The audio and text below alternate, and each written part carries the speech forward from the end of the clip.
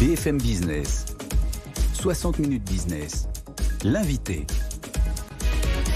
Notre invité ce midi, Emri Jacquilla, président de la CAMIF et de la communauté des entreprises à mission. Merci d'être avec nous ce midi. On préparait cette émission ce matin avec Jean-Marc. Ça nous rappelait des souvenirs, la CAMIF évidemment, les achats à Niort, Jean-Marc. Je suis fils d'instituteur, donc pour moi la CAMIF c'est ma jeunesse. Oui, voilà. Je suis votre Madeleine de Proust alors. Exactement. Exactement. La CAMIF aujourd'hui spécialisée dans l'aménagement durable et local de la maison. C'est vrai que la maison a bien changé depuis que vous l'avez repris, c'était quoi, il y a 12-13 ans? Oui, en 2009. Cette volonté d'en faire une entreprise à mission, ça y est, vous y êtes.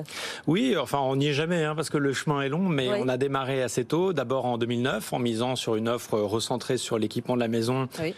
En misant sur la qualité, le durable et puis la fabrication française. En 2009, c'était pas gagné le pari du Made in France, mais il y avait une conviction forte, c'est que derrière cette marque qui portait des valeurs fortes, elle avait été créée en 1947 par des instituteurs qui s'étaient regroupés après-guerre pour se rééquiper, il y avait aussi cette volonté d'être un acteur alternatif différent de ce qu'a fait la grande distribution depuis des années, qui a toujours consisté à aller chercher plus loin, moins cher ailleurs. Oui. On a pris le pari qu'il y aurait chez les clients CAMIF, mais aussi au-delà, chez les consommateurs, une tendance à relocaliser leur achat, à faire plus attention à ce qu'ils achètent. Et c'est le pari qui a été gagné pour le coup, en misant sur aujourd'hui 123 fabricants français, qui représentent 78% de notre chiffre d'affaires, en mobilier, en literie, en linge de maison.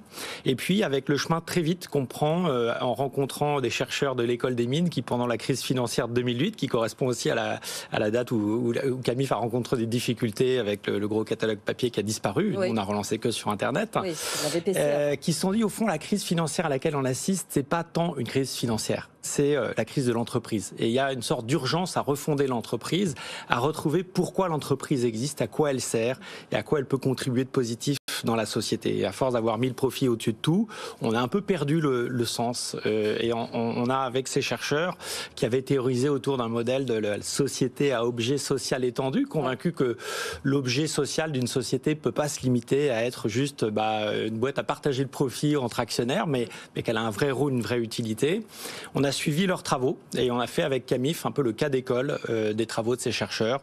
À partir de 2013, on s'est mis en quête de notre raison d'être. On a travaillé 2 ans et demi pour formuler les 2 phrases qui sont constitutives de la raison d'être de CAMIF qu'on a fini par inscrire dans nos statuts en 2017.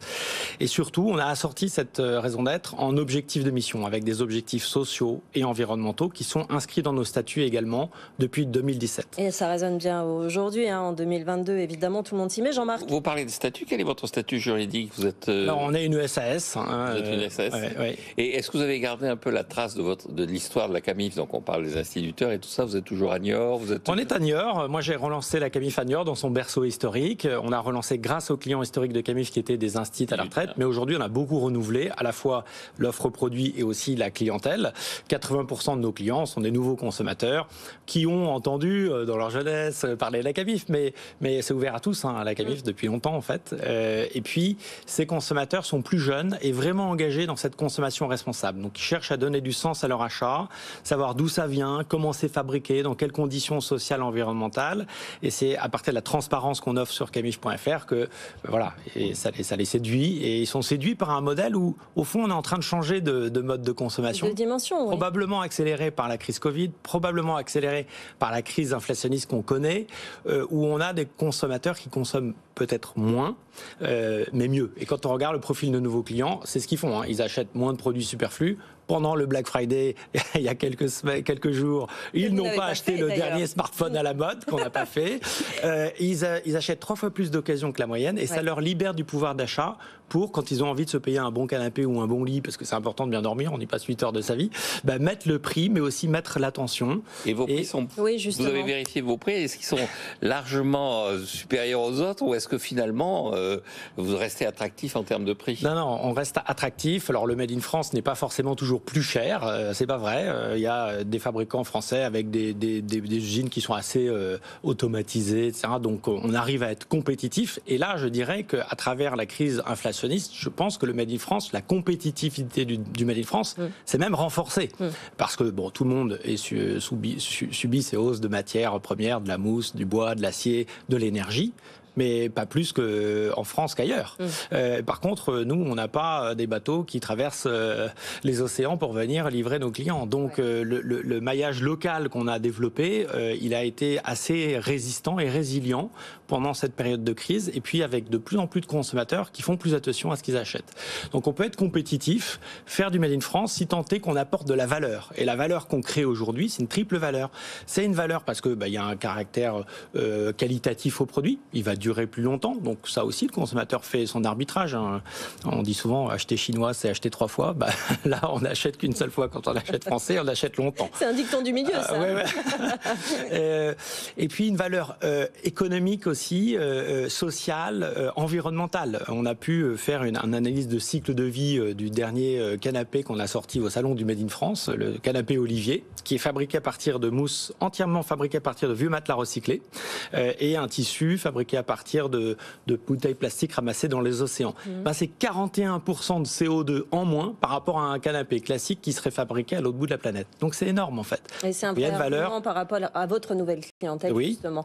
Moi j'aimerais savoir comment vous les recrutez, vos fabricants. Ils sont 23, vous l'avez dit en ce moment. Est-ce que vous leur faites cocher des cases, répondre à des questions? Est-ce que vous allez visiter leur site de production? Comment vous les sélectionnez finalement?